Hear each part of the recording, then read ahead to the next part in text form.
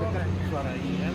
Nyambung di pajak negara segala macam, sehingga itu bisa menjadi mengurangi beban perlintasan tidak sebidang di non tol ya kan. Itu harusnya segera diantisipasi dengan penertiban di situ. Ya, bagian dari heritage kita. Kayaknya orang dari gunung pun si Bangpol. Si Bangpol. Bangpol itu jembatan Abdul Haris Nasution, oke. Ya, Tapi simpangnya tentang si Bangpol. Dan kemudian dia bukan tidak bisa diklaim sebagai nama jalan, itu sebagai pusat kegiatan barang-barang elektronik. Iya. Ya. Itu pengguna nggak akan bingung dari mana sehingga itu kita capai melalui rambu-rambu petunjuk. Kalau nggak rambu-rambu ya. Asalnya orang jangan punya misalnya kenapa? Ini kan dia kadang-kadang ada yang meraup. Seperti contohnya adalah misalnya jalan dari Binjai menuju ke jalan apa namanya? Nah, mulai kan, kita mulai lagi nih. Awam jadi paham. Ya. Sekarang kami ada di Simpang Susun Tanjung Mulia. Ya. Ini ada 10 jalan keluar masuk nih Pak ya. Ya, ada 10 ram. dengan 10 rem. 10 ram. Jadi ini berada di pertigaan Balmera Binjai. Pertemuan Balmera Binjai. Dan ya Balmera kan Lawan ya. Berarti ini baru Pak ya? Ya, ini Kenapa tuh Pak? jadi gitu. Tiga kawasan potensial tadi kan harusnya Ada dekat suara ini kan. harusnya nyambung seperti itu. Kedua, prinsip jalan arteri tadi ya, dan prinsip bahwa tidak ada persidangan bidang. Nah, tol ya. Kedua, bahwa ini standar arteri primer sehingga banyak persyaratannya yang harus dipenuhi, misalnya radius tikungannya, kemiringan dan seterusnya.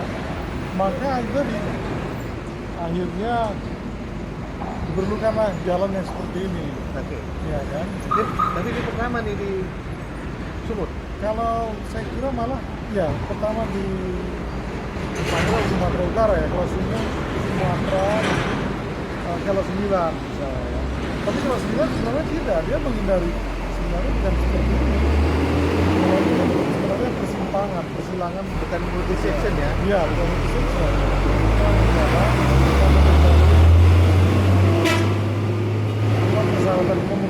Persyaratan pelengkungan.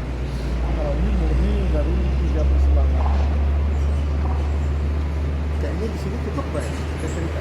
Ada lagi tambah dulu Pak. Sebenarnya hal yang ini adalah tadi sekarang bagaimana kita bisa memanfaatkan ini secara optimal ya. Misalnya bagaimana jika memang arus barang kendaraan berat ini efektif melalui tol, sehingga jalan-jalan non tol itu bebannya berkurang. Iya ya Pak ya. Iya, Ini itu mengantarkan dari Aceh lewat Binjai ke Belawan, menuju ke Kuala Namo dan seterusnya. Jadi bagaimana ini efektif? Karena itu salah satu memang sasaran daripada adanya jalan tol ini. Artinya jalan yang memang dibiayai oleh pengguna jalan itu sendiri. Jadi biarlah jalan non tol itu melalui pajak negara segala macam, sehingga itu bisa menjadi mengurangi beban pemeliharaan akibat dari kendaraan yang berat. Kenapa? Karena tol ini didesain dengan MST 10 lebih besar, yang biayanya pasti lebih mahal daripada jalan non tol yang didesain lebih rendah. Biaya juga terkait. Tapi kalau kayak gini dibuat dalam kota bisa? Sebenarnya bisa. Biar nggak macet-macet kali Medan. Sebenarnya belum tentu. Kalau di pusat kota sebenarnya tidak harus seperti ini memang. Manajemennya lah. Ya, manajemen lalu lintasnya lebih penting sebenarnya. Jangan sekedar kenapa? Karena kalaupun ini ada di pusat kota, malah itu akan menarik orang ke pusat kota. Ya kan, jadi terkonsentrasi ke situ. Ini kan tidak. Ini kan di luar pinggiran kota sebenarnya. Walaupun ada jalan layang dalam kota itu sebetulnya sih bukan dalam kota. Itu masih dalam kota juga memang. Saya juga nggak habis pikir juga jalan tol di dalam kota. Saya kira gini, Kota Medan ini kan punya skenario jangka panjang yang misalnya lingkar jalan lingkarnya ya. sampai dengan sekarang inner ring roadnya juga sebenarnya udah ada. Itu dulu lingkar Juanda, Alat dan seterusnya. Kemudian lingkar luarnya itu Tripura sampai dengan ring road kita kenal sekarang. Nah, kemudian ada lagi lingkar yang lebih luar lagi, lingkar dari selatan. Itu yang nanti menghubungkan dengan tol ini, Pak? Iya, itu terkonek nanti dengan tol memang, ya kan. Sehingga semua kendaraan-kendaraan lintas provinsi juga harusnya lewat situ, jangan penuhi lagi kota. Kira-kira seperti itu. Jadi dari kawasan industri pun dia nggak. Oh iya bisa, jadi kendaraan-kendaraan yang bertonasi berat yang biasanya adalah berkontribusi merusak tadi bisa bypass, Merusak dan memacetkan. Di kota dia kapasitas jalan lebih penting. Makanya sebenarnya aneh juga kalau jalan di kota itu rusak lagi kan, lebih mudah rusak.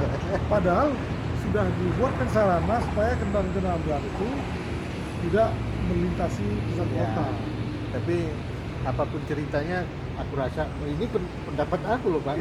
Aku rasa simpang-simpang macet di kota perlulah bikinkan way out apa. Ya kalaupun nggak jalan layang, apalah namanya. Oh iya memang. Jadi memang salah satu itu tadi kan kalau kota Medan bisa dibilang sebenarnya kapasitas yang merusak kapasitas itu adalah satu parkir badan jalan. Nah, itu bukan cuma parkir badan jalan, Pak. Kalau Bapak pernah lewat simpang pos, Nah, ya kan? iya. Macet itu bukan nggak parkir, Pak. Ya parkir ada. Yang parkir itu angkot. Oh gitu ya. Jadi Jadi manajemen lalu lintas kita ya, Pak. tapi gini, makanya sebenarnya saya bilang tadi bahwa dengan adanya perlintasan tidak sebidang di non tol ya kan, itu harusnya segera diantisipasi dengan penertiban di situ. Aneh kan semahal itu misalnya flyover Simpang Pos misalnya, jalan layang pos, Simpang Pos, tetapi di bawahnya masih macet. Nama itu aku suka. Cocok, Iya. bukan jalan lain jalan Bukan. gitu. Karena orang tahu ini simpang pos. Saya kira Simpang Pos itu adalah ya, penamaan yang sudah lama ya, bagian dari heritage kita. Kayaknya orang dari gunung pun tahu ini simpang pos. Simpang Pos dari dulu Simpang Pos. Jadi itu saya kira apa namanya bagian Pos dari pertemuan. ya itu terlepas dari itu, tapi itu punya sejarah, jangan dirubah sembarangan. Apalagi dirubah misalnya pihak lain ya, misalnya pengelola jalan itu sendiri saya kira nggak berhak. Misalnya jalan layang itu dikelola oleh kementerian, tapi kementerian tidak punya wewenang merubah-rubah nama-nama yang City sudah. Note, Iya. apa titik-titik utama kota. Ya itu nggak boleh, bukan hak dia merubah-rubah itu. Mau ditanya dong sama kita orang kota ya. Oh iya, harusnya kita keberatan lah, pasti keberatan. Apalagi kawan-kawan dari penggagas apa udah mulai keberatan dengan itu sebenarnya. Tapi kurasa aku ngelihat yang di belakang kita itu, Pak. Iya. Ya kan? Cantik sekali. Kalau udah berlapis kayak gitu kan. Satu, dua, tiga lapis. Kurasa ini memang nggak sedikit duitnya. Pak. Oh iya pasti. Jadi itu tadi memang mahal, tapi sebenarnya dikompensasi oleh tidak terhambatnya laju kendaraan. Kenapa? Biaya operasi kendaraan itu adalah berhubungan langsung atau linear terhadap kelancaran kan. Makin macet dia, makin kecepatannya rendah, biaya operasinya makin mahal. Makanya dia harus dibayar di sini lebih menguntungkan sebenarnya secara operasional. Jangan kira misalnya ada tarif, tetapi tarif itu sebenarnya masih menguntungkan kalau dia waktu, hitungannya waktu ya kan seperti itu. Jadi saya kira ya. Tetapi yang sebenarnya saya bilang gini, kalau di pusat kota sebenarnya tidak harus layang sebenarnya. Apalagi kota Medan ini apa namanya Teraturnya cukup ya. Ketapsu orang bilang, padahal nggak, ketapsu udah nggak sampai ini situ juga lagi. kesalahan jadi pengelola jalan kebetulan itu jalan nasional. Jadi kementerian itu kan di Jakarta, saya nggak tahu. Itu nama jalan bener, bukan ketapsu sih kan. Sebenarnya tidak, itu sendiri pun udah salah sebenarnya. Jalan Ketamsu tidak sampai ke situ sebenarnya. Itu jalan Kolong Irbasi atau Prijen. Yang beli nama baru, Nama baru. Kan, belum bisa. Yang anehnya lagi malah yang dia tinggal itu adalah sebenarnya Jalan Jenderal Besar Ahmad Haris Nasution. Abdul Haris Nasution. Tapi Abdul Haris Nasution di bawah kan, Pak. Ya, di bawah atau tidak, tapi kok namanya sepertinya kurang pas lah menurut saya. Kalau jembatan yang cocok, yang jembatan di Simpang Pos itu jembatan Abdul Haris Nasution, oke. Iya, atau Tapi lintasan. simpangnya tentang Simpang Pos. Simpang Pos. Jembatannya pun harusnya tidak ada nama jembatan seperti itu sebenarnya. Ada nama orang ya. Ada nama orang. Dan kemudian dia bukan bukan tidak bisa diklaim sebagai nama jalan. Kalau kita nama orang, kita nama dulu di sini kan. Itu bagaimana berlapis-lapis Ah. ini namanya beda-beda. Ada berapa nama ini?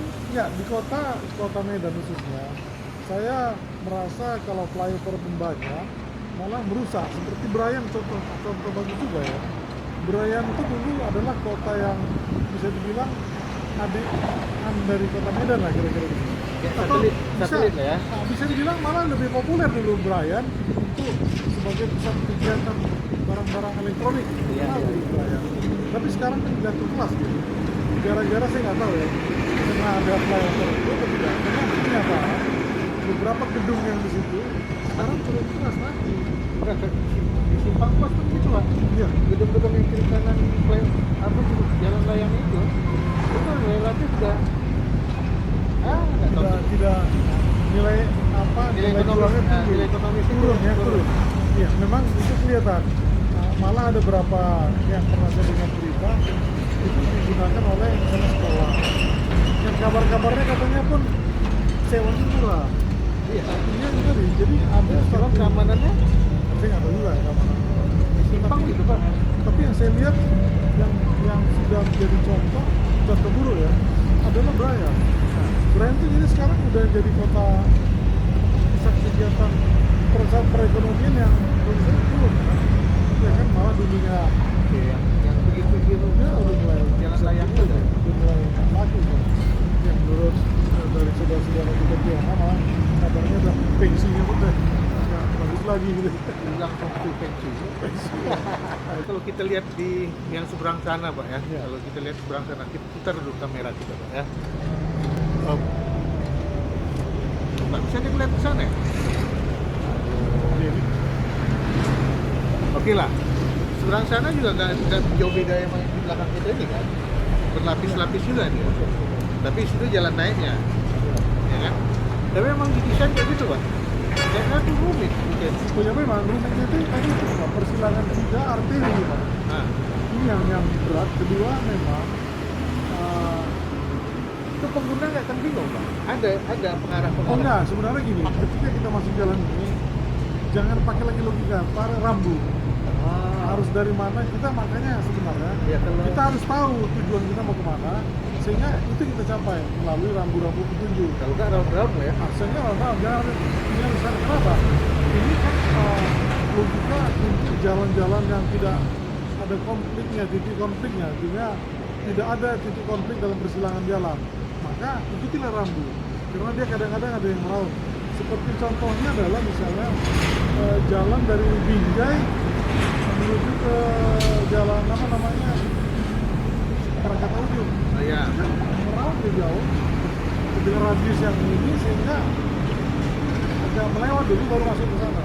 Ini kita di jalur ini kayaknya ini pak. Ini jalur ini, Dari ya. Binjai mau ke Tanjung Iya. Mulia ini kayaknya ya. Malah dia melewati dulu persimpangan Krakatau, Dia pusing, Tanjung Mulia baru pusing dia baru balik masuk. ke Sehingga kita wajib melihat rambu petunjuk. Oke, kalau kita lupa aja satu rambu ya round lah ya. Jadi kita harus tahu mau kemana. Jangan misalnya ke rumah Pak ini misalnya Mau ke rumah, kalau ke rumah Pak kan Jarod. harusnya keluarnya di Amplas. ya taunya mau kemana lewat Amplas. Nah. Maka tujulah Amplas tadi. Lihat rambu. Ikut rambu Amplas. Iya. Kalau enggak 15. Amplas. Jadi awam harus paham bahwa kalau masuk ini di jalan bebas hambatan yang apa ya bapak istilahnya ini bukan yang tidak ada konflik itu. Nah, Tidak sebidang. yang Persilangan tidak ada persilangan sebidang, ikutilah rambu. Kalau enggak, Rambu petunjuk maksudnya. rambu petunjuk lah. Kalau enggak, round. Jadi masalah rambu ini kami nanti cerita lagi. Sampai sini dulu ya pak. Iya. Cocok. Oke, ini cerita tentang Simpang Susun Tanjung Mulia. Kita tunggu di awam menjadi paham lagi tentang rambu. Karena kita mau